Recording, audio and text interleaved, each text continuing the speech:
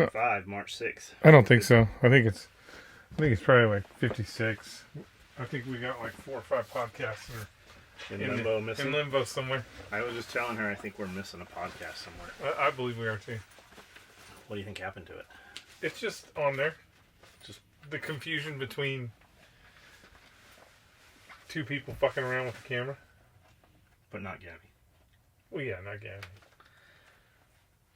All right, we'll finish these up real quick, and then we'll go real quick. There's no real quick. Jonathan K. I really enjoy Skully's military stories. Loved hearing them. Robert Lovendine. Thanks for the story about the Dutch in Somalia. If you have more, please tell. I was in the Dutch army for my number as a sergeant with AAA Bofors with flycatcher radar. After I finished university, was a good time. We were flown around in the Alouette 3 one time to show our AAA battery in the field from the air. The pilot wanted to get our radar off him, so he flew 1 meter from the ground at 100 miles per hour flying over his runway. Great experience. Hope NR50 will be a memorable one, but all of the episodes have been plenty epic so far.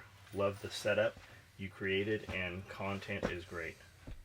NR50, what's he talking about? Maybe podcast 50? I don't know. Aaron Rippentrop.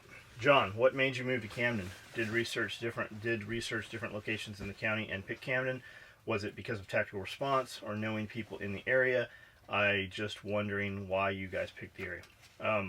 We've talked about that literally 1,000 times, man. We moved here because James Yeager was here from Tactical Response. We did business for years with him when he was the vice president of Light Fighter. We moved millions of dollars of product every single year through Light Fighter. So when he started his company, he was a dealer of ours. And when, like everybody in California, we constantly said we need to get out of California. And he's like, well, come here. So like that was on a Tuesday. On Thursday, we actually came here and fucking rented a house, packed up all our shit, and 30 days later, we were here. We've been here over 10 years now. The Camry with LPR cams is probably a repo company. Financial institutions contract with them. They drive through apartment complexes and business districts, locating repos. Yeah. Last one I saw. Cool. The last one I saw was at a Target store, like Target and Sports Academy, just driving around in Jackson. The best spot would probably be somewhere off a highway where the LPR can read fart ton of plates per minute. A fart ton. I've never heard of one of their DBs running for LE stuff, but it wouldn't be surprising. It would not also be surprising that the licensing agreement to that software would provide LE to the area data without a warrant. Oh yeah, I'll bet. I wonder how much access. Yeah, I wonder how much access. If they're scanning license plates, I wonder how much access they're getting off that.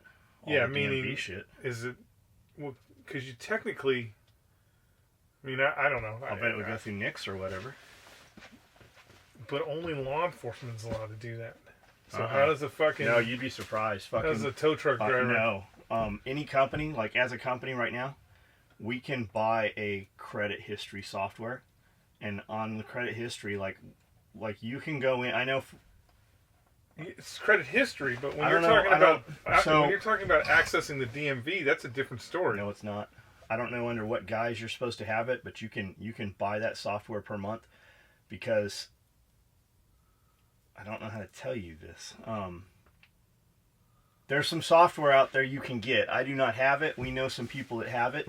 And when you have a dude talking shit on Facebook, literally within fucking 60 seconds, they know fucking everything about that dude. As much, actually more so than your buddy who's a cop and pulls that shit up. They get fucking way more fucking, to include his convictions, his warrants, fucking everything about that dude. Current employment. There are databases out there. Like, just put in a dude's phone number. Like, when somebody calls your phone and you don't know who it is, put it in. Sometimes it'll tell you right off the bat who that is, but usually it gives you a little bit of vague information, and you pay $20. When you pay that fucking $20 or $15, and there's a service, so that's the one-time use. I know those services. When you get those services, fucking everything is there. You would be like, you should look yourself up. You'd be surprised. LE, I wouldn't be surprised if they send LE that data without a warrant. If you've never seen Repo Man, do yourself a service. Yeah, if you want to up your credit rating, paying off the end of balance drops the rating. It's a fucking circus. Yes. So my credit rating is currently, it just went up again. I am now at a 750 credit rating. What's the max? 800? I don't know what the max is. I think the max is 800. Maybe I could be completely fucking wrong too. Somebody's gonna be like, no, it's 1,000. You're fucking shit. But what I do is I use my cards, and I use them a lot, and I'll get dinged. So I have a 5,000 limit on one, and I think I've got a 10,000 on the other one. But I run a lot of shit on them because I get 2% off of those fucking cards. So I'll run them up. I'll have $7,000 to $10,000 on there, and they'll fucking ding me. Always, like a week into the month or a week into that fucking billing cycle, I'll get dinged, and it'll drop my credit rating like sizable, like 50 points. It'll drop me back down to 700. And then I'll pay it, and in a couple days it goes up. But every couple months, when it goes up even higher, and that's how I've built the credit. I use the cards a lot, and I pay them a lot. And when you fucking pay them off, man, it fucking drops your fucking credit score down. Too much open available in credit. It's a scam. Yeah, it's all about getting you to spend money. Too much open credit or too much on credit. Yep. I'm 93.7, but hey, Credit Karma guys, like it used to be, you had to have Experian or what were they? They were it was Experian was one of the services. What was the other what were the main services? I should fucking totally know this too. Anyways, Credit Karma is a free service. I've never bought their purchase service, and it's fucking great, man. I have credit cards because they came, they're good about sending you emails and shit. And when you look at your credit, you can access it anytime, but once a month they send you like a fucking kind of a heartbeat, like a report card. And they're like, hey, you want to raise your credit? We recommend you get these. These are the cards you are definitely going to get. These are the ones you have a fair chance of getting. These are the ones you have a very good chance of getting. And that's how I ended up I just applied to them right there. And then they sent me this thing. They're like, hey, you are pre-approved for $40,000 for a vehicle. Here is the fucking list. So you look up Range Rover, fucking this deal. And of course, there's not a Range Rover on there I want that's under fucking $85,000. So they're like, okay, well, we can give you $46,000. You got to come up with this fucking down payment. But it's fucking cool. And it's been fucking very useful just having them remind you, like once a month or every 2 weeks they send me an email, and I just click on it, put my password in. I never do a password through there like when they send it to me, because I'm always thinking it's somebody phishing, but it reminds me to go directly to the website and look at it. And I definitely have I have that in my head, and it has helped really quickly to raise my credit rating up. Why does that phone keep lighting up? See it? Mm-hmm, yeah. The fuck? Stay. I'm 93.77% positive that McDonald's will hire you at 14 and 7 months. When it was 13 and a half when I was a kid, or maybe it's 14 and 9 months. I think I started at 14 and 7 months. The Golden Arch was my first paycheck job, and was definitely one of the most fun jobs. It was not my most fun job. Most fun jobs I had in its own manner. Back in the good old days, only advice I would give to these young kids hiring into fast food is to pack a lunch, or at least don't eat the free meal once or twice a day. You'll get fat in no time. Kids don't have patience. That was me 100%. I should have utilized that job and planned to stay there and gain some skills from it. I stayed at McDonald's for not even a month probably. It was not for me. There's dudes that do it and make a lot of money. If you could get a kid, and it's weird, like you read things as a kid and then you read them now and they mean something completely different. Like we were watching cartoons as a kid and they were cartoons, but as an adult you see those cartoons, you're like, holy shit, I can't believe that's in there in a kid's cartoon, because your mind just doesn't, it's not wired, it's not mature enough to understand that. But there's a book called The Richest Man in Babylon, and I listened to it today. It's 8 hours on an audiobook. I want to say it's 8 hours or 6 hours or something. if you could put that forth to a kid, because you can tell a kid all day long and he won't fucking listen to you if he's your kid. But if somebody else tells your kid this, or the kid gets it in his head and it kind of becomes his own idea, he might put some of those things into play. But The Richest Man in Babylon, if you have or even an adult, I mean, fuck, everybody should listen to the book. But it just has things about, 10% of everything you make is yours to keep. And he talks about before you pay any bills or anything. And some of the questions were like, well, I can't afford to do these things if I put 10% away. Well, you're never going to be able to afford to do anything beyond what you're doing if you don't put 10% away. And after a year, the 10% becomes a great amount. And then you take that money and you make other money with it. You make investments on your money. You make interest on your money, things like that. But it's told in a story of, in Babylon. Well, it's told in Babylon, like Bible times kind of. Chariot builders and shit. It's interesting, but just thinking, about the kid thing, that's what made me bring that up. Skully. Really? What? You shouldn't stand there and tell everyone that there's going to be a high probability of that officer getting into a handgun gunfight when they're coming up to a traffic stop. Millions of people are pulled over every day, if not every hour, in this awesome fucking country, and there's very, very few bullshit. What you're saying is correct, but there is always a fucking possibility that a police officer is going to get in a fucking armed confrontation. It's just the nature of the fucking beast. Statistically, I have no fucking idea of the numbers, but we both know it's not a high probability. I'd tell you to apologize, but I'll let you slide this time. No one thinks straight eating pickles to avoid starvation in a Versace Velcro sweatshop. Funny. Yeah. But a law enforcement officer, and I'm not a fucking cop lover, guys. I'm not. But a law enforcement officer is in touch with more shitbags on a fucking daily basis than all the rest of us. Like he has to have a face-to-face interaction. We all see shitbags when you're out in town. There's shitbags fucking everywhere, but we avoid them. We just don't go down the alley or wherever the fuck they're at. But a cop is going, even here. There's a shitbag. They pulled a dude over here 6 months, a year ago, right up the road here on a traffic stop. And fucking a dumbass in the fucking across the bushes at a house started shooting at the fucking dude. Here in Camden. They have a higher probability. I don't know. What do you got? Well, I think you... I don't mean to keep grabbing That's all right. I think you may have missed... Tender? Is milk coming out? No. You're thinking of Josh. I think you may have misunderstood what I was saying anyways. It's the stress of the idea that every time they go to that... Yes, they make 100 stops. They make 100 stops where the interaction is perfectly fine. Nothing happens. The reality is most police officers never discharge their weapon in the line of duty. But if I told you specifically, I said, sometime within the next year, I'm going to hit you in the face with a fucking baseball bat. Every time you're in a situation where that is possible, your stress hormones are going to go up. So cortisol. Every time you get out of your cruiser to fucking go up to that window, because you are a police officer and you guaranteed know other police officers that have been gun-faced, other police officers that have been killed, you know that you have a high likely probability, even though it's a generalization, that this is where it's going to happen. It's going to happen right here. So yes, every time they get out, that's why they tell them the minute you get out of your car, unbuckle your holster.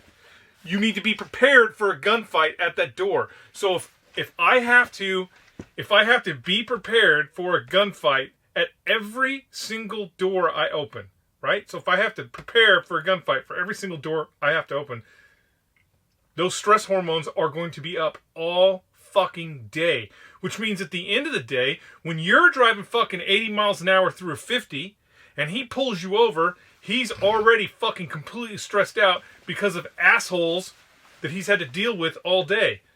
And then you start talking shit about I'm a sovereign citizen and all that other bullshit. I love that. And he fucking hits you in the face with his billy club because he has been stressed out all day. That's merely what I'm talking about.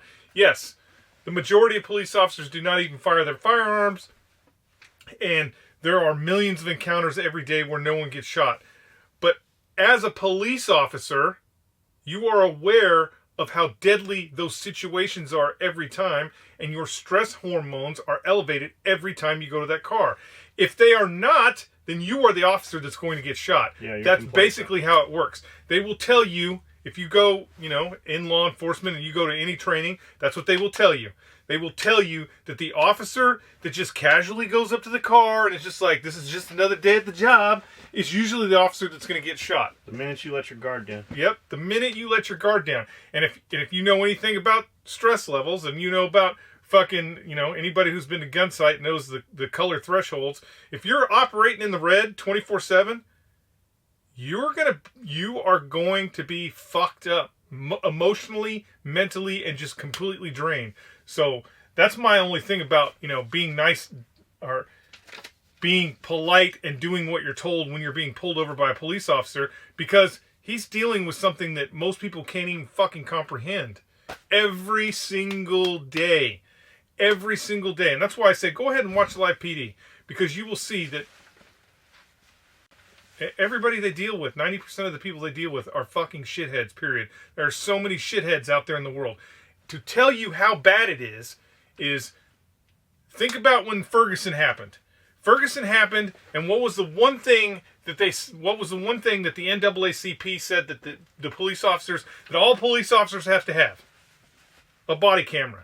They're like, this wouldn't happen if we would have had body cameras. So every police officer has to have a body camera. Not even a year later, the NAACP is suing the National Federation of Law Enforcement so that they cannot release body camera footage. Why? Because it shows what fucking assholes everybody are. So, I didn't know that. Yeah. I knew all that. I didn't know they were suing him back again. They're suing him back again because they don't want that. They don't want any of that footage released. Because poor little Timmy, they don't want that footage released showing Timmy fucking jocked up as a gang member. So, that's where I was going with a police officer. Every time he approaches that car, there's a possibility that he may get shot. And if you've been paying attention to anything that's going on, we are actually at an all-time high of law enforcement officers who've been shot. I think last year was the highest we've ever been. License plate readers on civilian cars here are used by repo companies to look for vehicles on the repo list. You'll see them driving through malls, apartments, restaurants, etc. Also, do you have, etc. Once alerted, they call a tow truck and pick up the vehicle. Also, do you have any opinions on Hill People Gear Runner's Kit Bag? Y'all, thank you. Keep up the good work. Hill People Gear. I hear good things about them. I don't know them. I know one of my boys went to their booth to look at their shit, and they didn't even fucking acknowledge him while he was there at Overland Expo. Which is fucking probably weird. I'm sure they were just tired and cold or whatever, but we acknowledged everybody that came into our booth. And the dude it was Justin Souders, like they didn't even give him the fucking time of day. And he loves that canvas. Justin loves all their, like, Justin's an outdoor dude, works for REI.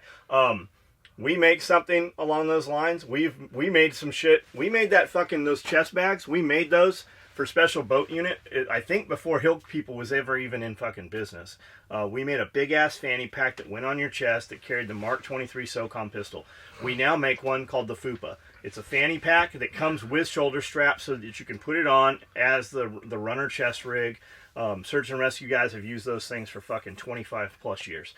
We have something like it. I have not seen their product. It looks nice in photos. I know people speak very well of it. We fucking make one of those, though. Like,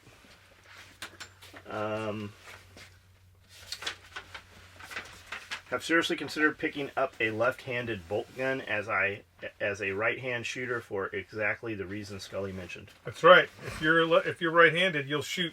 Let's take it back.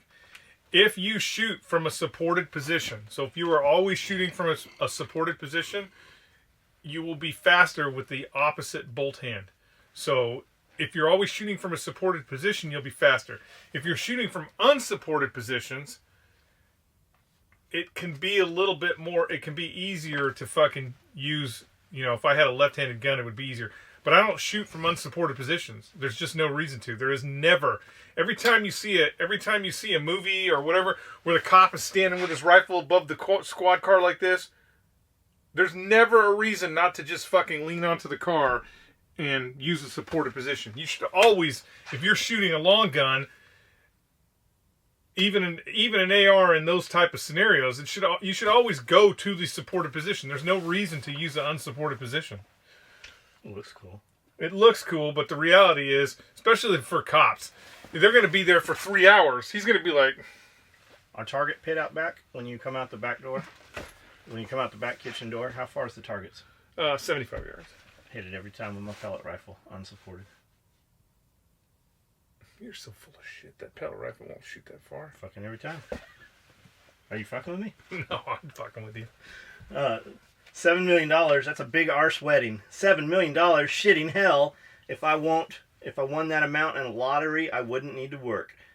If I won $7 million tomorrow, what do you think I would do? I don't know.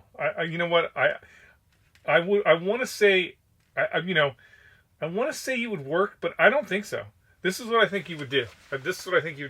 Blow it all. I think you would it would be one of those race to the ends where you would be like, How okay, fast can we spend we're this in going 24 to fucking, hours? Yep, we're going to fucking India. We're going to Alaska. We're going to buy all this shit, and it would all get here, and then you'd be like, okay, we got to build another thing. We got to build another building, and I'm $10,000 in the hole. I don't know how that happened. Start making some bags. But yeah, we'd only be closed for probably. We wouldn't be closed. Give it a weekend. You and I might not be here, but give it a solid weekend. We would not be closed. Give it a solid weekend. We would not be closed. He says $7 million. Anyhow, good for them. Doing what you can for their daughter. Rich folk. They're a queer lot. He's talking about Hillary Clinton. The problem is they stole that money. That money was hers. That money was from the foundation, so it was illegally used. That bitch has that money. She just didn't use her money. Yeah, it was that money was stolen from the foundation, which in itself is illegal. And the point being is, if you and I, if any normal people, if we did that at a completely lower level, let's say we had a fucking, I don't know, foundation for saving the dogs, and I used $50 to buy sandwiches for my friends, I would probably go to jail. But, Hillary Clinton, that's a different story. By the way, for those of you who don't know, Luke Perry was actually going to spill the beans on all this shit. 52 years old, dead of a heart attack. Was he really? Was that? He was going to spill the beans on all this shit. So chalk another one up for Hillary Clinton and her ninja master. I bet he was in the attic and he did that string thing where the poison goes down the string and just goes in your mouth. I'll bet it's just dumb luck. I picture him as Kung Fu Panda. It may very well be dumb luck. It would be awesome if it's like Belt Girl. It's like somebody that you're like, what? How the fuck have you not gotten caught? Killed 17 people. Don't even realize you did it. Yeah. $1,800 a month on coffee. I can see that. Yes, spending money I don't have on shit I don't need. Guilty. 100%, man. 100%. When will you be getting more vehicle visor covers? Black or back in stock. Would love to get 2 more of them in multicam or gray. I look forward to hearing back from you soon. Z14 Snipers, spelled with a Z. Snipers, PS4. Fuck, you know who this is? I'll bet this is the Black Hammer. It could be the Black Hammer if he's PS4 on there. Is this Chris Rock? I know it's not Chris Rock. It's Chris Tucker. Everybody knows Chris Tucker's the Black Hammer. Black Hammer, what's up? You're in luck. John at originalspecialoperationsEquipment.com. Send that email. Guess what Amanda is doing right now? She's cutting fucking visor covers. Guess what? I don't think they're multicam. I'm pretty sure there was a dude who sent an email last night, because we sent an email out. You should check it. And he said, when are you going to make visor covers? I would like Typhon or black. We have Highlander. We have Highlander and ATAX. And ATAX. We have a fucking ton of I don't even know how the fuck we have that many ATAX. So, send an email. We'll get those going. We're doing visor covers. Dead Sparrows Tattoo. I love that. Redmon. That makes me think you're a weed smoker. Redmon. Hey, man. Redmon. It's going to be a super hot chick with big tits, I'll bet. I was in a car accident. The driver had shit insurance, so the money I got had to pay some more medical bills on about half the surgeries I had to have. Didn't get a hell of a lot of money out of the deal, even though I had to have reconstructive surgery on my face, broke my hip, arm, and had to get a rib removed. God damn. Yeah, that's a serious accident. I hope you're a hot chick. I hope you're still hot, babe. It's not. It's going to be a dude. But every dollar that I got, I took and laid it down for property. Now I'm a broke ass till I get something going, but I own my land. Well, kind of still pay the government for it every year. But it was a good feeling walking in the woods knowing it's time. Good for you. Yeah, good for you, man. Good for you. Where'd you get property? What's your property look like? Are you living on it? Are you going to build on it? How far is it from your work? Like, tell us. Like, what's the deal with it? Cool. Good for you. Great video. Let's Make America Great Again was first used by Ronald Reagan, 1980 presidential campaign. We should do fucking Trump. I can't believe he stole that from the Gipper. We're gonna do a shirt.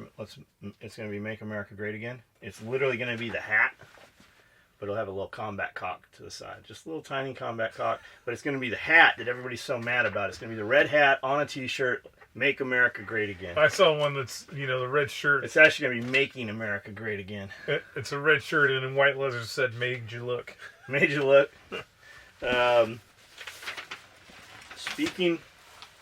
Speaking of homeless having it better, in 1940, this is a good one. John Steinbeck's book, The Grapes of Wrath, was made into a movie starring Henry Fonda. Was he a... He's a hippie. Was he, who's his wife? Jane Fonda? We hate Jane. Do we hate Henry Fonda also? I mean, not really. They don't have Henry Fonda urinal stickers? Well, technically, Henry Fonda and Jane Fonda were estranged. They were estranged their entire life. Like, he did not... It was one of those... She was a hippie and he was not really a hippie. Is this her dad or is this her... Dad. Okay. They didn't get... They didn't come back together until they made the movie On Golden Pond. And then that was kind of like their record side. They made up, but that was only because Henry Fonda was almost dead. Never watched it. I think I seen it when it came out. I kind of think of it as Poltergeist. Didn't they both come out on HBO the same day? Probably about the same time. I didn't watch that either. Yeah. The film tells the story of Jodes, an Oklahoma family who, after losing their farm during the Great Depression in the 1930s, becomes migrant workers and ends up in California. Motion picture details their arduous journey across the United States as they travel to California in search of work and opportunities for the family members. Wikipedia. Stalin, in 1948, tried using it as a propaganda against capitalism. However, after the film was released, Stalin's idea completely backfired. In the film, it appeared as though even the poorest owned an automobile, a luxury you couldn't that was have off limits to the ordinary Soviet citizen. Yep. He actually, Nikita Khrushchev, it was Nikita Khrushchev after Stalin, but Nikita Khrushchev came to... Oh, yeah. He came to New York City to the UN building and he was giving a speech. And he was with his son. And for whatever reason, the State Department was like, you can go wherever you want. And so in his head, he's like, okay, I want to see a supermarket. So Nikita Khrushchev and his son went to a supermarket and... I picture, every time I hear the story, I picture it being like that shitty, like, light lime green... subway tile. I don't know why. I don't know why. I vividly picture it. But they go to a supermarket in New York City. This is in the 60s, maybe late 50s. Goes to the supermarket, and the first thing they see is the meat department. And when they go to the meat department, they actually, through interpreters, they're like, "Is this?" They talk to the guy who's cutting the meat up, and he's like, "Is this special because the UN?" So they thought that because the UN building was close by, that America put up the supermarket so that you would only, that's what you would see. You would see the supermarket. You think America's a great place and blah blah blah. Well, that is when he learned that those supermarkets were everywhere in the United States. And at that point, because of the amount of meat that was on display, he actually told his son that we could never win. We're not going to win. Communism will fail because everybody in America can have meat. And you can't have that in the Soviet Union. How many people did Stalin kill? 60 million after the war. Stalin killed 60 million after the war after World War II, and then Mao killed. How did he kill them? Through really mostly starvation. There's actually a road. There's a road that goes from Russia out to Siberia, out to where they had all the camps. Building that road, they used all slave labor. Every meter, someone died. The road is actually called in Russia. The Russians call it this, the Road of Bones, because they just ground the bones up. They just ground them and put them into the road. So the road is actually made out of people's bones. He's like, and that road is, what did he say? It's 12,000. It's 1,200 miles or something like that. So, just the amount of, you put 1 million people into a road. The liaisons that came from the United States to go to Russia, like the diplomats and stuff, like there are some fucking crazy, fucking insane stories about like the railway being built and the railway and just the corruption, like food. So the United States sent a ton of food over there, right? Fucking boatloads of fucking food, and they put it on the trains, but the trains won't take it to the people because it's being blocked because the tolls haven't been paid. So now these people are in these, U.S. citizens are in there trying to feed these fucking starving people, but they have to bribe to let it pass. Like it's pretty. There's a bunch of YouTube videos about this time and era. When the Soviet Union collapsed, my cousin was an FBI agent, or maybe she still is an FBI agent. I don't know. And she was in the Soviet. She was in Russia, doing doing I don't know what the fuck FBI was doing there at that time because the Russians weren't letting them run around and solve crimes, but. So she's in the Soviet Union. It collapses. It just fucking collapses in on itself.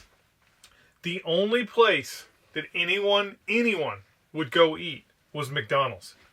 Once it collapsed, they would have lines. McDonald's would have lines that would be fucking, 10 miles long of people trying to get into McDonald's and eat food at McDonald's because it was the only place in Moscow that you could get a hamburger that wasn't human being. That was a real hamburger. Because something you may or may not know about McDonald's, which is pretty awesome, is if you open a fucking McDonald's franchise in Hong Kong, they fly all that shit in from the United States. So the ketchup packets and the Hong Kong McDonald's say made in the USA. Same thing in Russia.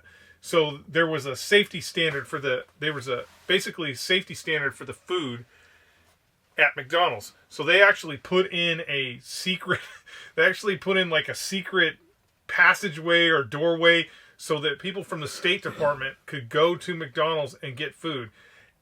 And at the same time, if you didn't have, like if you went, let's say you went to, I don't know, the fucking Russian version of Spraga or some nice Russian restaurant, if you didn't have American dollars, they weren't even letting you in the door. Think about that.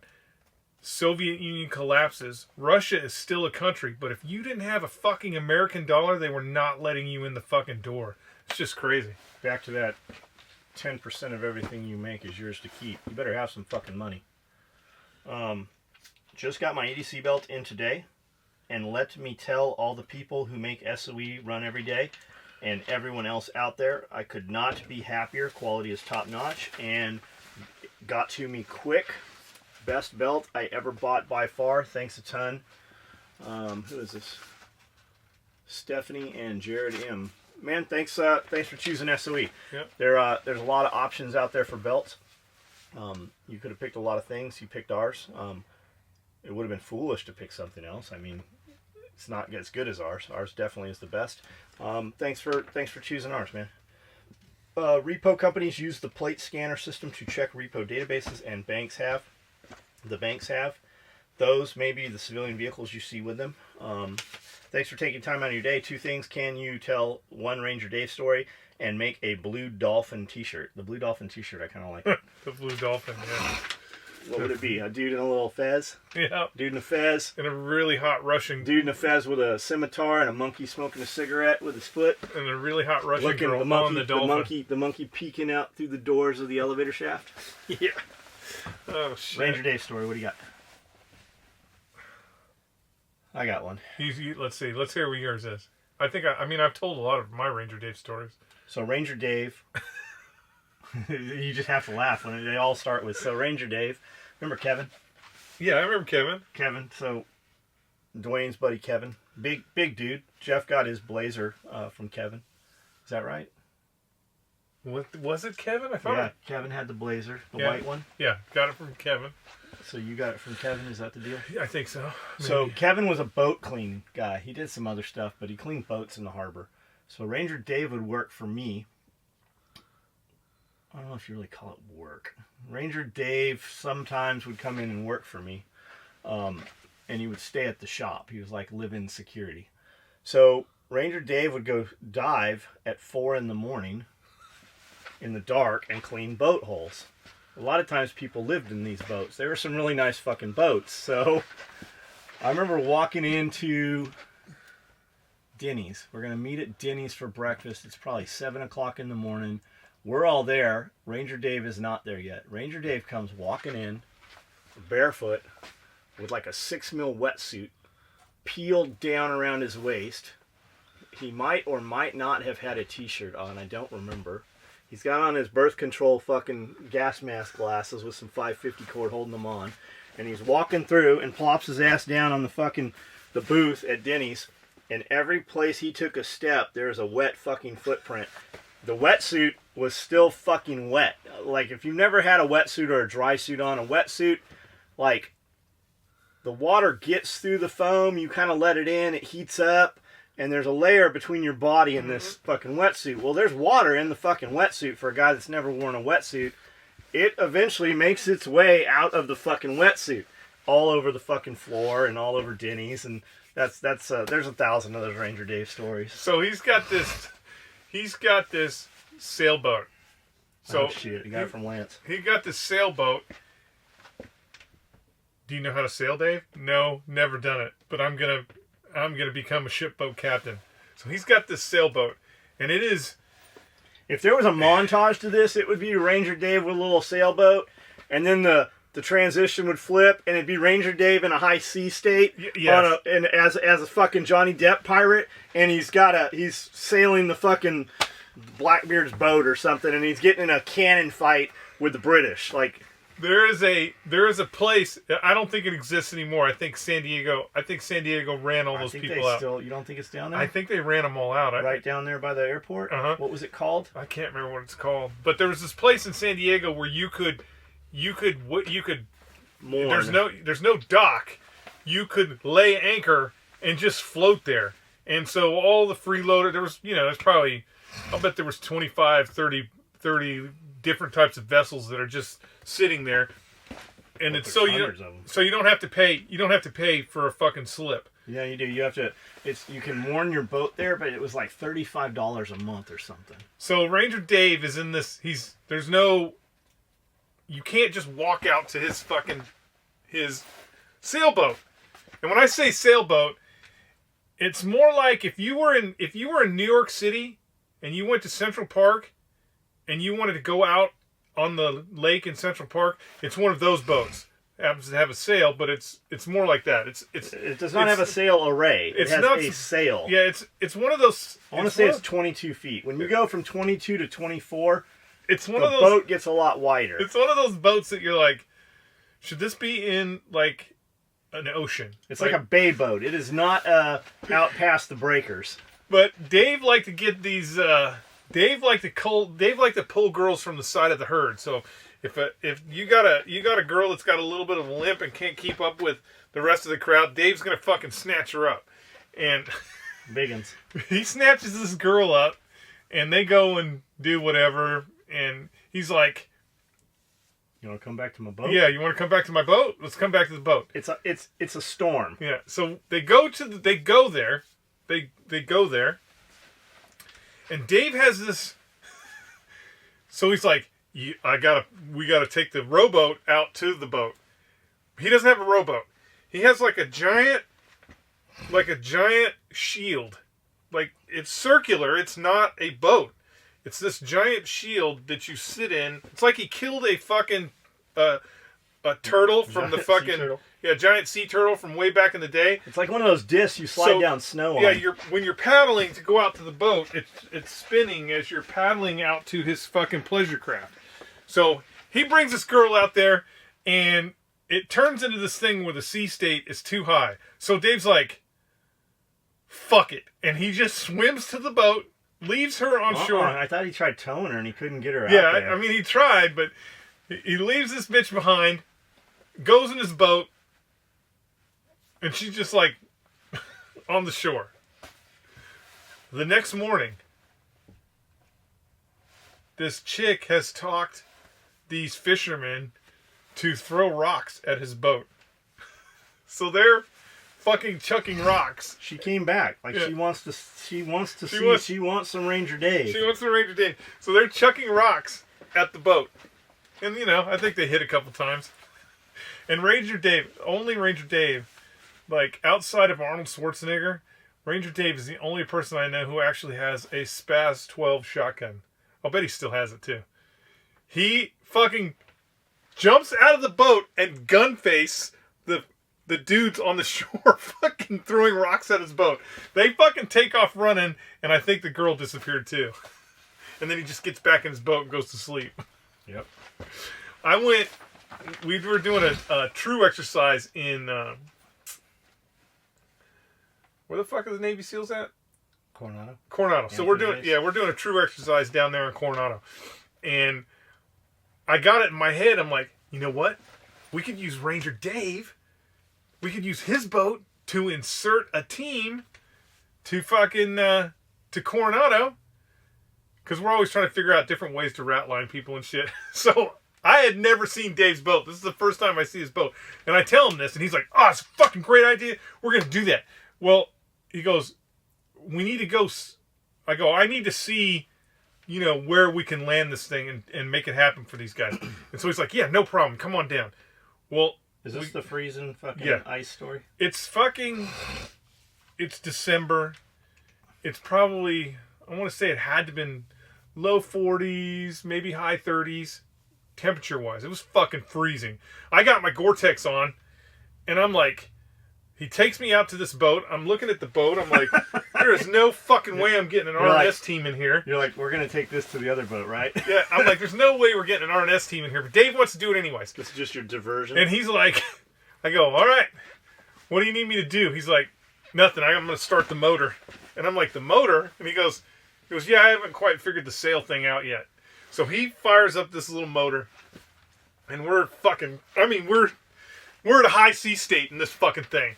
And Dave is in UDT shorts. Like Popeye. Yeah, like fucking Popeye, UDT shorts. I think he had a Gore-Tex jacket on, a t-shirt, but the jacket was open. And I'm sitting down out of the wind. He's in the wind, shirt, hair. I mean, he didn't have no hair, but he's shirt going and shit. And we're going like 4 miles an hour with this fucking trolling motor, trying to get to the other fucking side, right?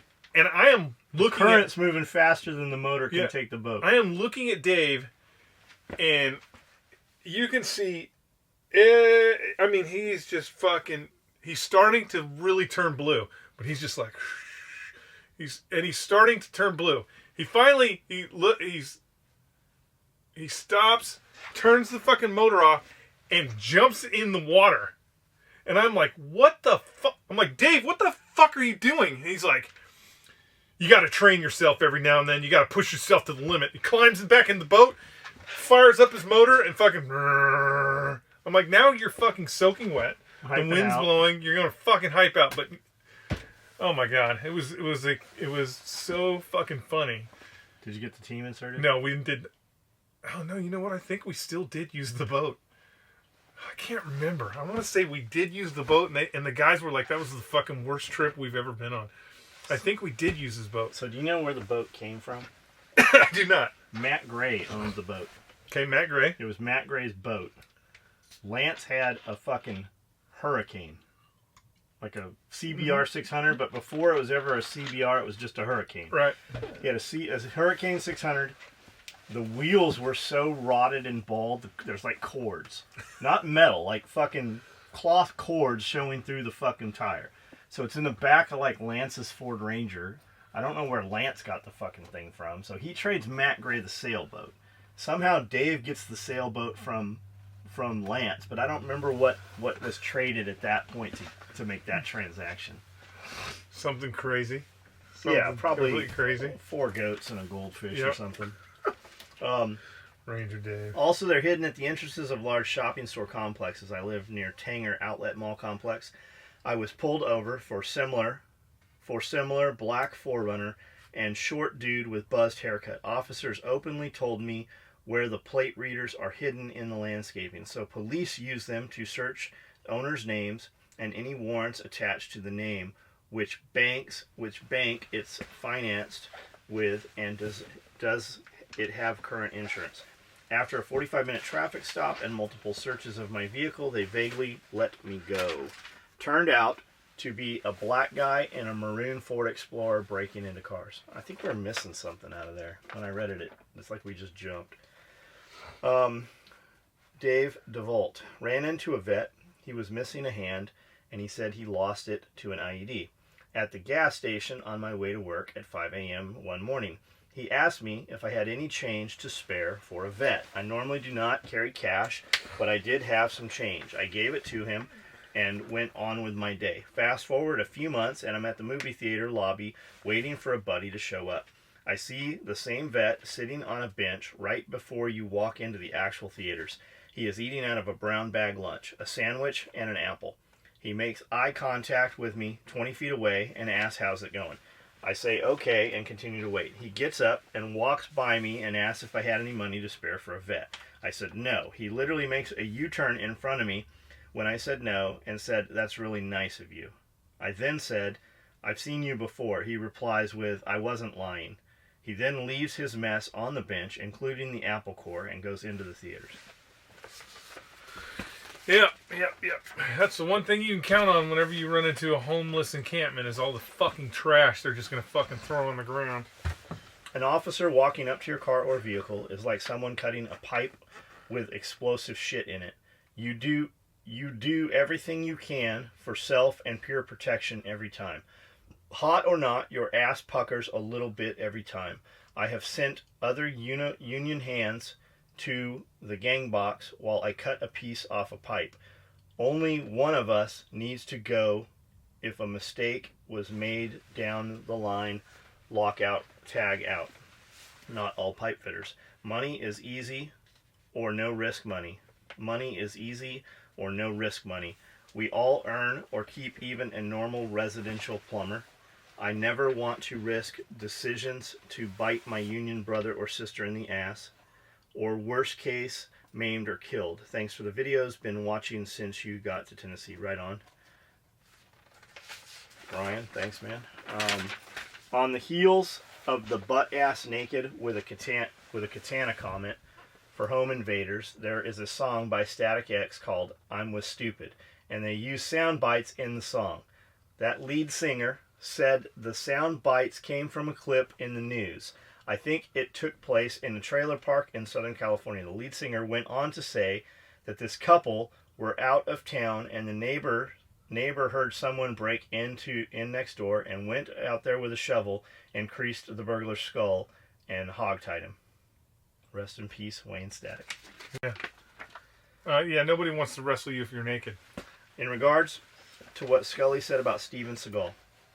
What did I say about Steven Seagal? James Yeager did a video with, well, he's an asshole. He fucking so... Well, you know what I said about Steven Seagal? All his movies were good until he started trying to protect the environment. So he turned into a goddamn hippie. We got a buddy, real dude, fucking CAG dude. He was working for Arms at SHOT Show several years, right? So these dudes come in and they're like, "Our client wants to have a meeting." He's like, "Okay, we can just do it right over here." Well, we gotta check out because they have like a little back area, built. He's like, "Well, we gotta check it out and make sure there's no other ways to get in and everything's safe." And he's like, "Who's your client?" He goes, "Well, we can't tell you." So, and like this dude runs fucking like protection details for fucking diplomats and shit. Like he's the real deal. You actually met him in Overland. He came and saw us. Yeah. Yeah, okay. So real deal dude, right? Turns out their principal, their fucking dude that they're fucking bodyguarding is Steven Seagal. He was going around at SHOT Show trying to set up deals to, we're going to do a TV show and a reality show, and you give us 60% and we'll give you 10%, and I'll put my name on a Gerber. He was trying to do the Bear Grylls thing. That's what he was trying to do. Yeah, that's a funny thing about, so... He actually I thought you guys got approached by him at one point. That's the funny thing about those shows is all your celebrities, it's just amazing that, I don't know, it's kind of that mentality of wealth, I guess, that these guys that have money, lots of money, and they're walking by the booths trying to get free shit because of who they are, and it's like, I had Lou. They literally come out and say it. Yeah, I had Lou Ferrigno come over and. What's my cost? Lou Ferrigno was like, "Oh, this is really nice." He's talking about the knife. He's talking about the knives, and he made small talk, but then he moved aside, and his handler came over, and he's like, "Lou Ferrigno would really like to have one of your knives," and I'm like, "Yeah, no problem. That one there is $450." And he's like, "No, I don't think you understand. Lou Ferrigno really wants to have one of your knives." I go, "Yeah, that one's for..." And I wasn't even getting it myself. I was just... I think this is like the second show I was going, so I'm just like, what the fuck are you talking about? Yeah, it's $450. And yeah, pull out 4 $100 bills and a 50. Like, no. Lou Ferrigno doesn't pay for things. And I'm like... Did he pay for all those jewels on his pants? No, come on, man. That's not how it works. I'm sure those bedazzled pants are tearing the shit out of the interior. That's not how it works. I didn't, and then he went on by and shit. And there was a couple other celebrities that did the same thing. But then I told Dwayne. Dwayne's like, "Why the fuck didn't you give him the knife?" I'm like, "Because it's $450. Yeah, what's he gonna do? Is he gonna give us some bodybuilding coaching? In regards to what he's tight with all the Barrett guys. Mm-hmm. No, he was not. I mean, Lou, he was 100% nice, and he made small talk and everything, and then he moved on, and his handler moved in. In regards to what you say about Steven Seagal, Skully, James Yeager did a video with Rock Galati. He runs motion picture weapons. I think Galati was a team dude, I want to say.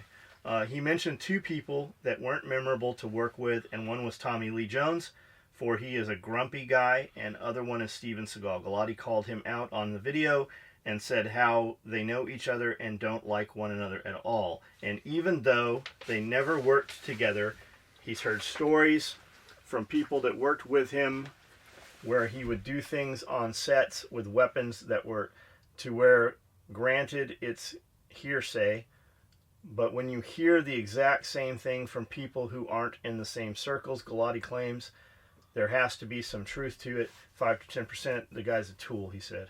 Who was the other guy? Not Steven Seagal, Tommy but Lee Jones. Tommy Lee Jones. I've actually heard that Tommy Lee Jones is a bit of an asshole to other people. But if you think Steven Seagal, have you seen this video in Russia? He's a fucking. I will say this: he's a rock star in Russia. If you can, but if you can just hang out, it's like one of those videos. If you're hanging out with Putin, you're a little bit of a rock star. But if you think Steven Seagal knows. How do I put it? Like, there's been plenty of people who have called him out to the mat, and he's refused to get on the mat with them. But when the weapons handling stuff... Honestly, Chuck Norris fucking call him out. Watch his old TV show where... What was it? Louisiana Cop? Or where he was... It was the cop... It was like a ride-along with Steven Seagal as a sheriff. And he actually takes the sheriff to the range and is trying to teach the sheriff how to shoot. Steven Seagal does not know anything about how to shoot a gun. Like, he's like, okay, what you really need to do is you need to zen in here and, just let the bullet go. Like, the shit he was talking about was like, you have not helped that man at all. You gotta curve the bullet. Yeah. Right? Oh, man. So we got a buddy that's a State Department dude right after Katrina, right? So they got a bunch of people during Katrina held up in fucking sports arenas and all these places and stuff. So they're operating kind of out of there, and they're going to go out on patrols. So they're going out on patrols, and Steven Seagal is a deputy sheriff someplace. Mm-hmm. So Steven Seagal, it's a parish. It's a parish down in Louisiana somewhere. So Steven Seagal shows up with 20 of his boys, And they're all jocked up. They got fucking all this shit on. Armor, all kind. They're jocked up fucking heavy. And our guy's like, gets assigned to take these fools out, right? So they're going to go out there and they're just going to walk around. And he's like, okay, we're gonna move. We're just going to basically foot patrol. We're going to go down and just fucking communicate and talk to people, see what people need. He said they didn't get 2 fucking blocks, and these dudes started fucking taking their shit off and stuff. And about 4 blocks in, they fucking radioed somebody, and a fucking car came in and picked Steven Seagal and his boys up. They fucking sent a fucking motorcade in, grabbed them, and our guy kept just going with his dudes. And he said those dudes didn't make it fucking 4 fucking blocks. They got their photo opportunity. That's all they were doing, was getting a photo op. About as useful as Oprah. Yeah, just getting a photo op. He probably went back and hung out with Oprah wherever she was at. Guys do the same thing. Guys do this on a table. Relax, crack open a few brewskis. We don't drink. Yeah, I don't drink that much anymore. Joshua said this is Skully's active part of the day. They don't drink.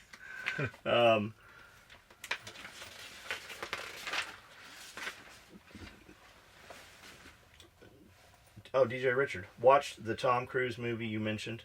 It was awesome. The doctor's operating table room was awesome.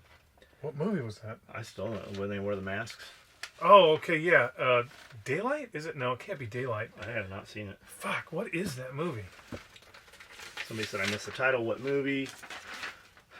The rusted powder, John. You said when they raided your shop, the DEA asked about the powder on your property. Okay, so what you're talking about? Oh yeah. It was not the DEA. It wasn't even the ATF. It was the head detective on the case.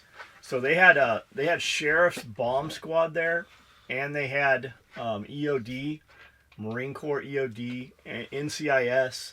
There were 17 agencies. Anyways, the ones having to do with this. So when they first come in, they got their cameras on, and they run a dog through the place. The dog, it's an explosives dog. The dog does not hit on anything. So the dude comes back from my one side of my shop. They have me handcuffed here, and there's a glass cabinets where we have like knives and fucking shit on display in cabinets. And he has this thing in his hand, and he slams it down on the counter, and I'm like, you're going to break that glass counter. Like, your hand's going to go through that glass, retard. He's like, we got you now. We got you. We got you. They love saying that. And he said it like 100 times that day. He's like, we got you. And I go, he goes, what is this? I go, it's obviously not what you think it is because your dog didn't hit on it. And what it was a half pound of Play-Doh, rigger taped up with a mock-up corkscrew timer put into it. VSW MCM, which became MARSOC, they were blowing up. When it first stood up, they were not ninjas. They were basically the old UDT mission. It was 100 feet of water to horizon. Horizon 100 shoreline to horizon 100 feet of water. So what they were doing is they were going in and basically blowing up mines so that vessels could come in and land and shit like that. So every month they were blowing up like 120 mines. They would go out and set all these timers on the mines, and they had a timer that would corkscrew in. It was a big brass corkscrew with a digital timer on it, and it would set the array, and they would blow them all in play all at the same time.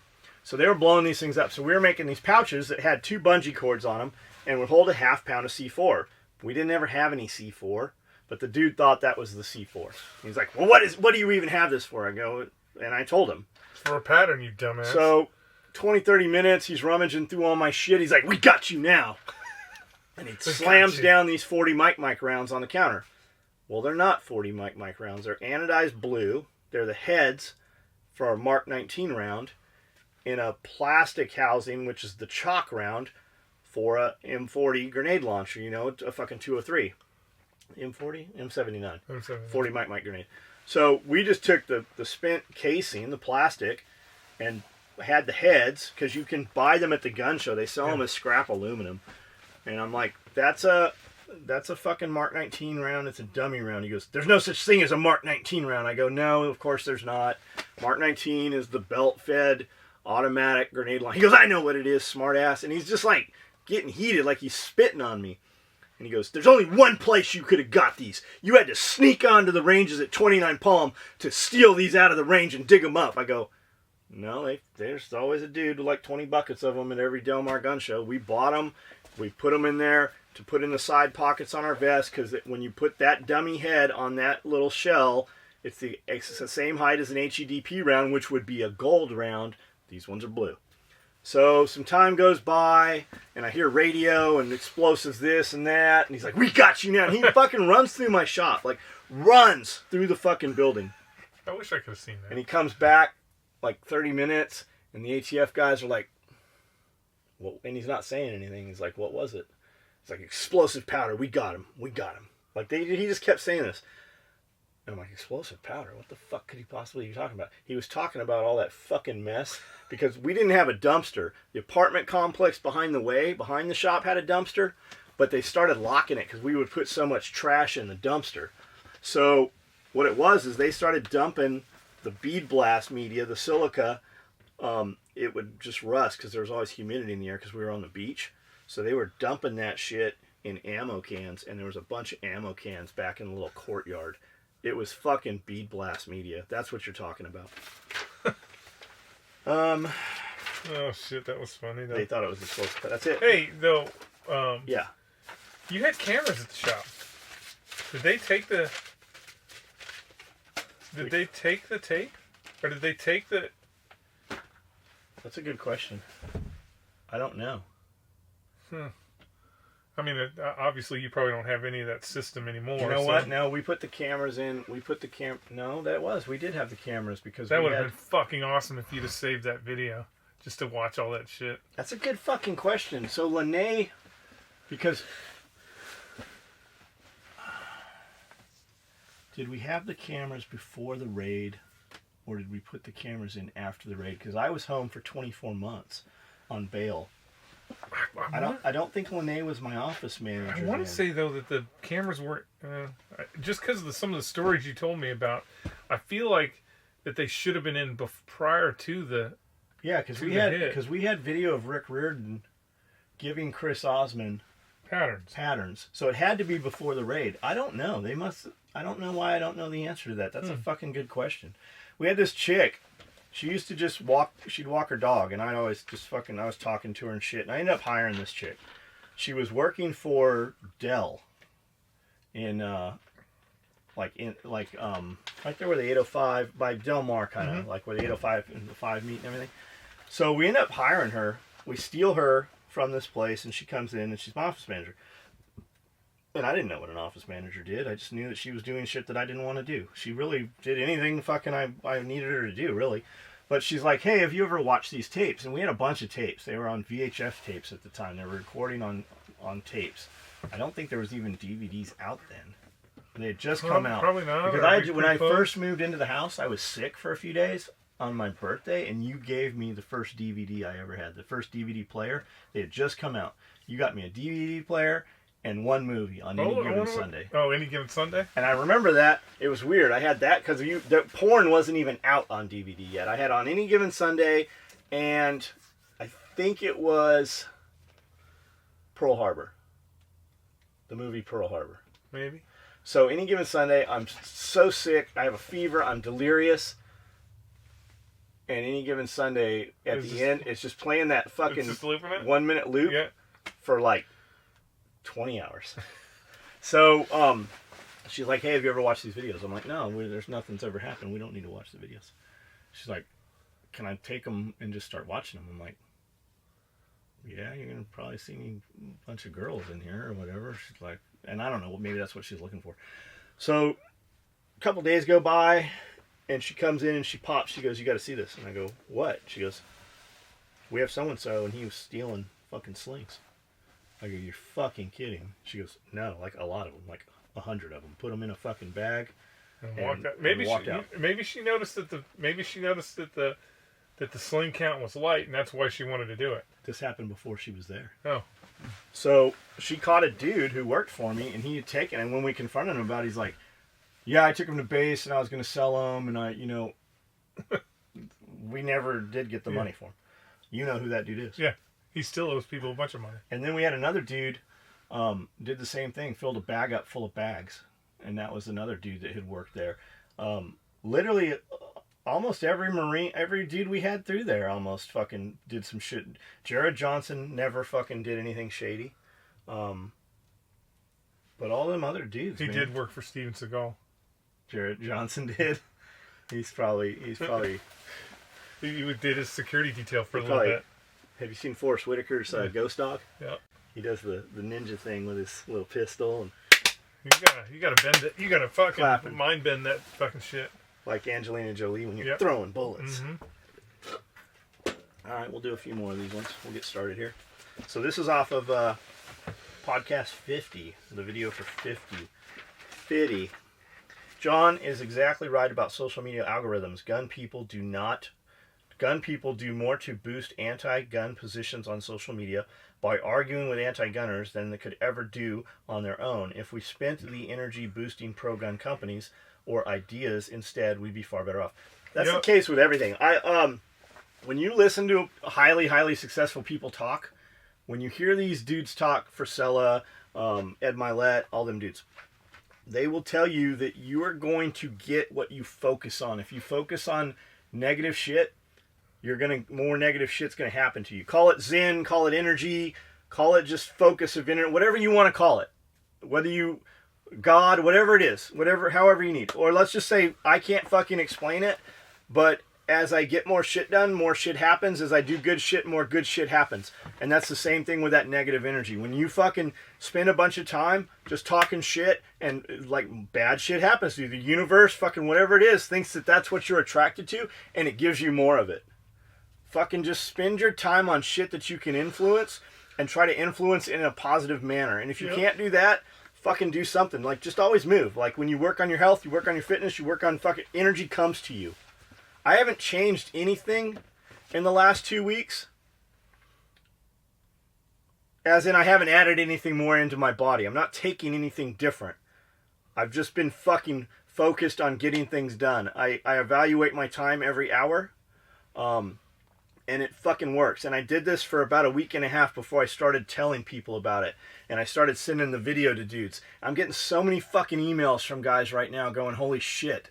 This actually works. And another common thing with successful people that I was sending this to is they're like, you know, we kind of already do this. We just didn't have the words to put it all in one place. Like, I do a lot of these things.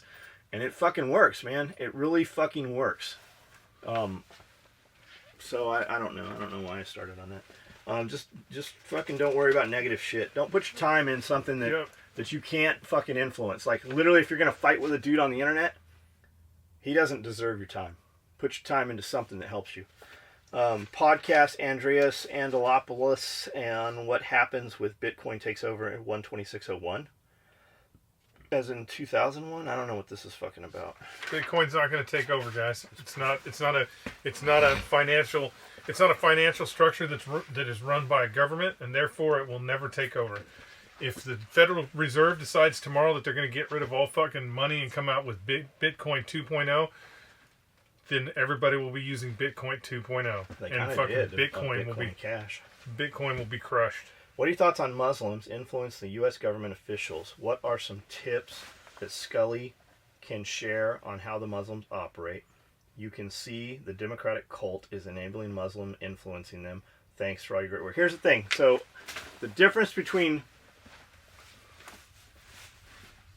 I don't know how to say this.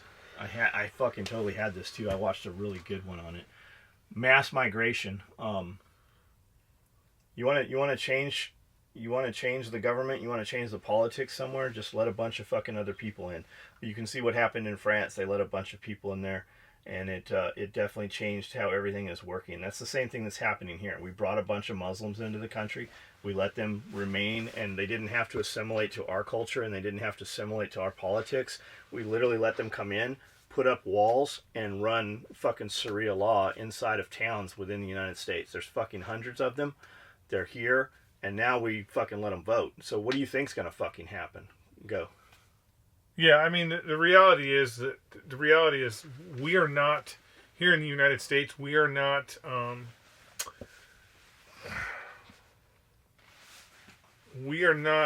mentally prepared.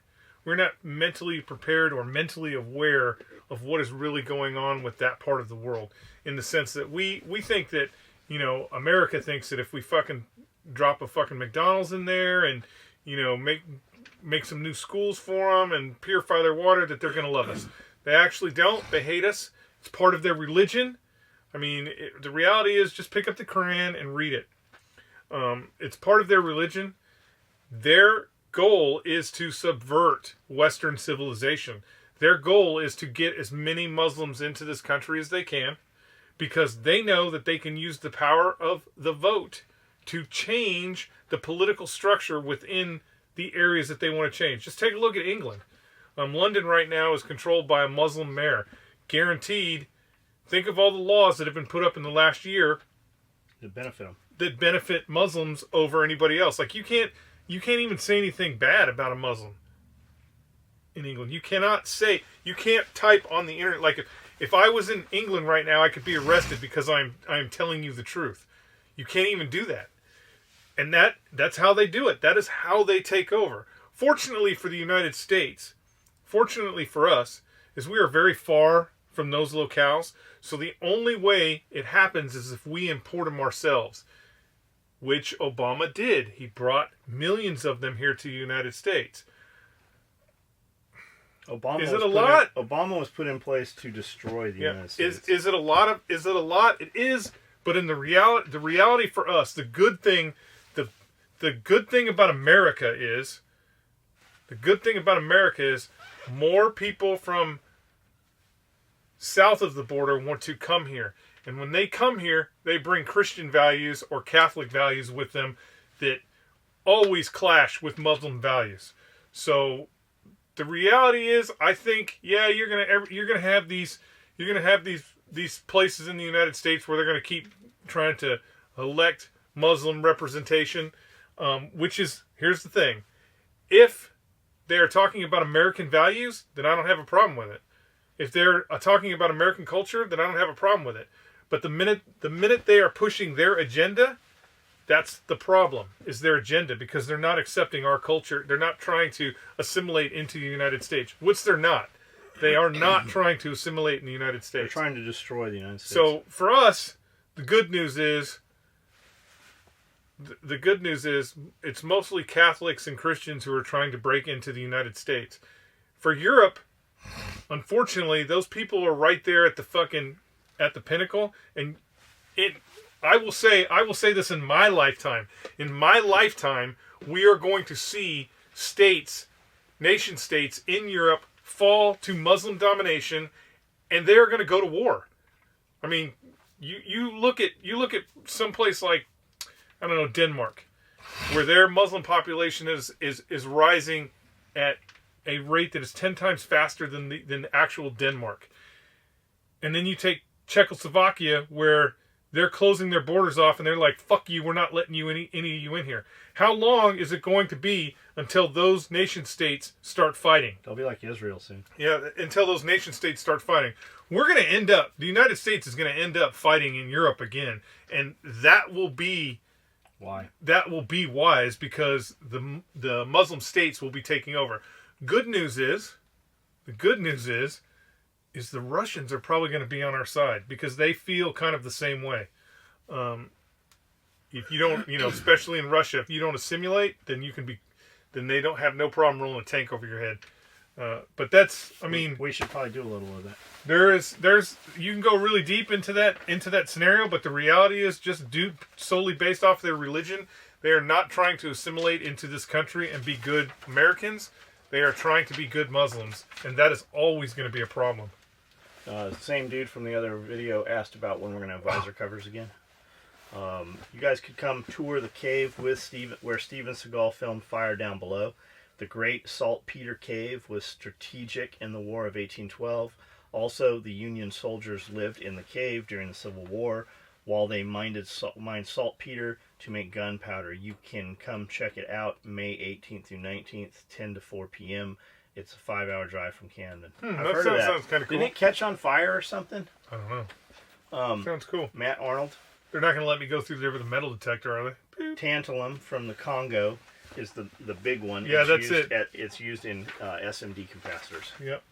Reef Kennedy. Speaking to Naked being the way to do anything. I went to school with a boy who every time he got in a fight, he'd immediately strip down to his boxers. First time it happened, everyone was like, what the fuck, man? Direct quote, nobody wants to fight a naked guy. Nope, nobody wants to fight a naked guy. Is it me or did the podcast reset? It did. We had some strange shit happening with the podcast the last few days.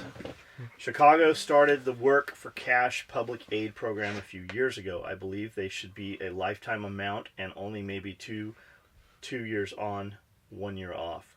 How about if you have fucking kids and we got to pay for one of them, we just sterilize you so that you can't have any more? How about that? JD Cusick, if you guys ever got into the food truck business, what kind of food would you sell and what areas would have the most potential profit? I swear the Roach Coach guys on military bases make a killing. Yeah, because that's a closed bid, though, so those guys are going to make a killing. I saw a whole grilled cheese sandwich truck the other day. It would definitely be Mexican food if I was running a Roach Coach. Yep. Definitely Mexican food. They're right about bullies. I was bullied all through schooling until I had enough in high school. I punched him in the nose in front of everyone during lunch. He fell and started bleeding everywhere. Got a week vacation for that, but never had an issue again. John Hamilton, I love story time. John Hinden, $40 to $80 for a crack whore, depending on how nasty she is. $180 for something decent. By nasty, do you mean like scabs on the pussy, or nasty as in you can do anything to her you want? What are we talking about? 180, huh? That sounds cheap. Back in Backpage Day, here's another dude. Back in Backpage days, 180 was baseline. I have heard rumors of 290 an hour, 2 hour minimum. Difference in an Uber ride or a limo service. Laugh out loud. They both get you to the end. That's true. That is true. There's some Uber rides out there that are pretty awesome. We got picked up in Nashville by this dude that just I don't think that's what he's talking about. He made a great Uber ride. I know what he's talking about, but sometimes that one that's limping behind the herd, sometimes that's the fun one. You're saying a moped's fun until your friends see you with it. Yeah, that's true. Skully, I don't want to get punched in the face. This kid is crazy. Laugh my ass off. I don't know what that's about. Edward Bentley. Okay, I asked if you lived in Camden, but I'm not hiding in the tree line south of SOE building. You said in an earlier podcast that Camden officials will buy and bury anyone's trash. So, I have been looking at property in Tennessee for a possible move. We had a dude. I've been anywhere in Tennessee that I have not loved. Fucking Tennessee is awesome. We had a dude that listens to the podcast show up here a couple of days ago last week looking at property. Just dreaming. I gotta stop making comments because I sound really dumb. No, man, fucking keep making them. You read my comment. Fuck yeah, Crackerjack 182. What? You see my phone going fucking nuts over here? Yeah, but it's doing that because the bug is all fucked up in there. They got to update. They have basically I have a fucking update waiting right now. Basically, because they were told they can't monitor your phone anymore. They just had to change the program. It isn't a good day without John and Skully pep talk. Thanks for the podcast. Crackerjack says that. Crackerjack. Clysum Wilziker. Wilziker. Shoe fly pie. Shoe fly pie? I get it. Shoe fly pie is garbo as fuck.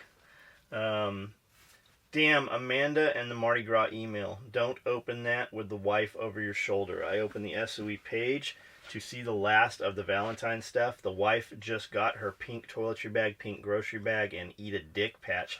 That's a good wife right there. Yeah. That she loves. Then sees the pink tool bag. Well, that's an order too. 142838. But totally worth it. Thanks for the podcast and great. Made the motherfucking USA badassery. At the beginning of podcast 49, you were talking about mixing stuff with pickle juice. Back in the day, my mom and stepdad would doctor up barbecue sauce with it, and some other stuff turned out pretty good. I don't know why I just thought of this. Possum. Possum has shown up all over my fucking Instagram page. So I see. All of a sudden I start seeing her shit in my feeds, and she posts yesterday, day before.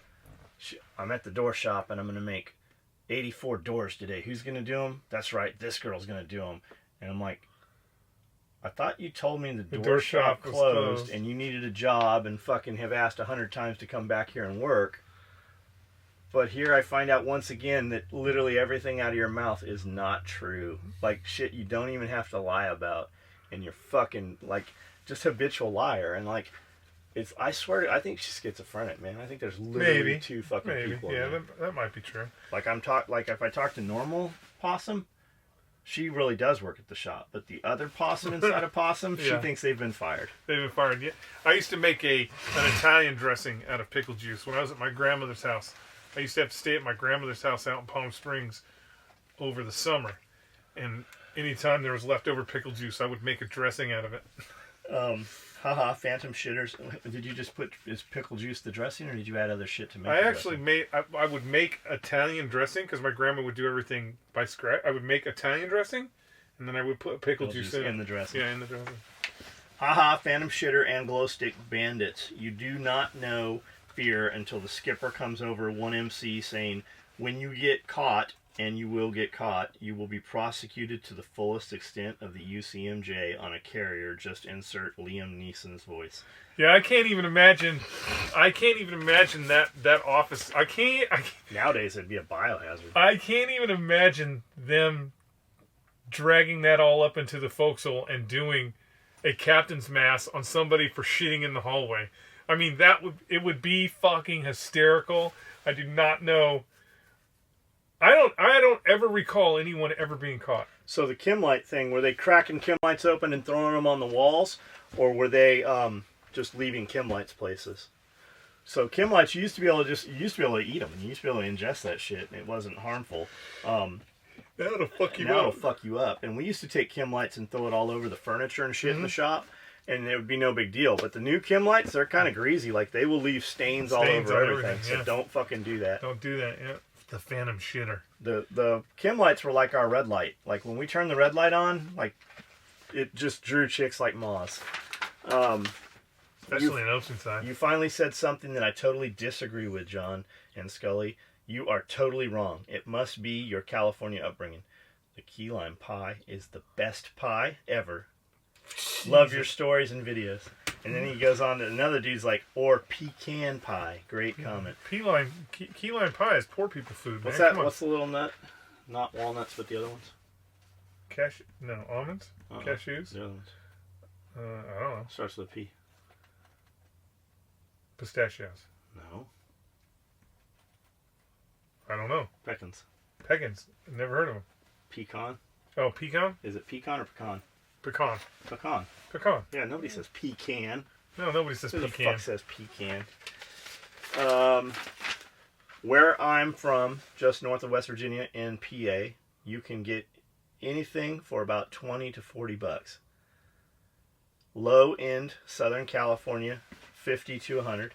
Midwest, it spans between 40 and 100.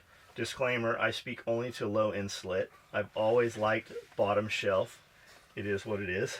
Hey, man, I like your style. You know where you're at in the world. You must drive a truck. Like Uber and limo service, they both get you to the end. Somebody said again. Yeah. I work Knob Creek Machine Gun Shoot. It's good. It's a good show. Second weekend of April and October. Check it out. Every fucking time. So the last 2 years, I'm like, I want to go to Knob Creek. So like I'm saying, like I want to go to Knob Creek, and whatever reason it'll be like that fucking Saturday. I'll be like, oh shit, Knob Creek's going on already.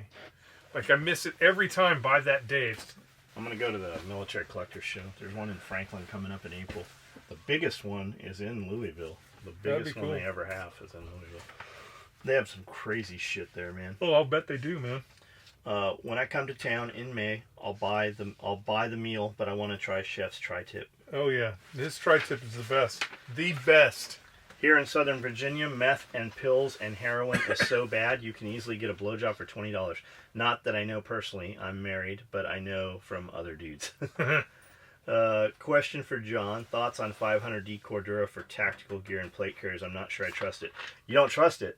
Like that new fanfangled aluminum. I'll bet you don't trust that shit either, right? You only use steel V-rings and fly around in metal steel aircraft because you don't trust that fancy aluminum shit. 500 Dennier's been around for fucking like 12, 15 years. I mean, it's here, guys. They're like there's 300 out there. There's 200. It's disposable. Yeah. 500. We're building almost all of our shit out of 500. You know the main reason so when 500 came out, everybody switched to 500. We did not. We did not switch to 500 for a long time because the 1000's a little stronger. It's about 20-30% stronger. What it also is almost fucking twice as heavy. The 1000D shit is super heavy. But when they started doing all the printed patterns, especially the darker ones, Cryptek, Typhon, and Multicam Black, when you look at 500 to 1000, the 500 DIN pattern is way higher definition. Yeah. The 1000 looks like shit compared to the 500. Companies originally switched over to it because it was less wear and tear on the machines. It was easier to sew. It was thinner. It did not destroy the machines as much. We never switched because of that. We always went with what was best. The weight is an issue. Like, you save a lot of money going to a 500 DIN. What am I saying? Weight. You save a lot of weight. You don't save any fucking money. It's the weight. So the reason we switched everything to 500 is because it just fucking looks better, man. If you just look at it, I'm sure a lot of you guys own both pieces, 500, our older stuff in 1000. And every now and then we'll go to order a bunch of shit. I'm like, hey, send me fucking 12 rolls of 500D Multicam Black. And they won't have it. I'm like, we don't have it. I'm like, what do you have? So we end up getting 1000. Occasionally we run it. But that's the deal. The 500, you're not going to wear it out. We're not going to wear it out. I mean, we've got a fucking ton of it out there at this point. We've never had an issue with it. I just received my second OR, I think it means order, and belt from you guys. It's badass, just as expected. My daughter wants to know if you make them in junior girl sizes. We really don't.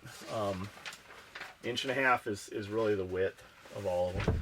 Wastewater plant in town, and my brother thought it would be a good video to record me hanging from the winch by my rigger's belt over the raw sewage tanks. The belt will hold you. The belt will hold you. I'd worry about him being a fucking asshole. Yeah, I'm worried about him dunking you in there. Yeah, I'd be worried about him. Ken Schmidt.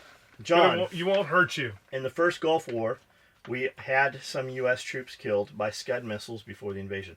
According to U.S. National Library on Medicine, 219 U.S. military were killed in the Gulf War. 212 men, 7 women, 154 in battle, 65 non-battle, 35 from friendly fire. I forgot about the barracks. There was a barracks that got hit by a Scud missile. Joe Garza. I deployed on an aircraft carrier in 2009, which also had phantom shitter. No one was ever caught. No, they never catch the phantom shitter. I'll bet it's the captains, actually. I'll bet they have some sort of thing where they're like, you know, it's like Wog Day. Yeah, once you get command of a ship, they're like, hey, now that you're command of the ship, there's something you need to know. We're gonna need you to take a dump somewhere on the ship. Triple S, Secret Shitter Society. You can't fuck for 50, but blowjob yes in Detroit. Great podcast. In Germany, when a troop bounced a check for service rendered in a Frankfurt red light district, we found out 3 months later, while sitting in KKMC after Desert Storm, the German bank had the army trace him down and send him insufficient fund charge. That's awesome, man. I'd have had that check framed. Josh Major. The chicks I know would fuck for a couple of pills, laugh out loud. Now I can't swear you'll still have a dick when you go to pull out, but hey, whatever floats your boat. Haha, value-wise, I'd say $50 to $100 would get you fucked if you were paying cash. These aren't streetwalkers, though, just addicts. Laugh out loud. There really isn't a corner to walk around here, though. More like Main Street or Broadway, but you draw too much attention. You wouldn't last long if you didn't get picked up by the local PD. I've never given it a try, but I'm not exactly desperate or bored either. Haha. Hope that helps. Interesting Russian story, Skully. Here's another dude. I have a buddy who is addicted to hookers. He said crackhead blowjob is $20. Nice back page type from $80 to $200 per hour. For $1,500, he said you can get the girlfriend treatment, and she'll start an argument, call you a cocksucker, and kick you in the nuts on the way out the door. Along those lines, I receive a mailer from the NRA wanting $20 for a membership.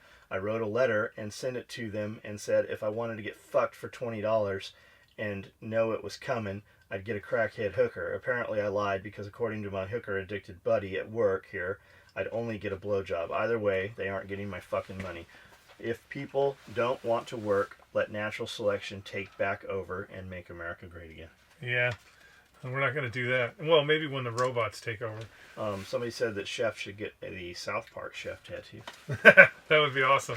Brian Fraser, last one. Chef Salty Balls song popped into my head. Yep. Salty balls. All right, guys, there you go. There's an hour and a half podcast. Hour and a half. Woo! That's a long time. There wasn't many comments on this. I don't know what the fuck's going on. I think because the video went up late yesterday. I think Could that's be. what the deal was. Give me those. Gabby's back. Everything should be all your okay podcasts now. should be squared away now that Gabby's back, and we should get some good questions. All right, guys. We got a ton of shit to do still. All right. Later, haters.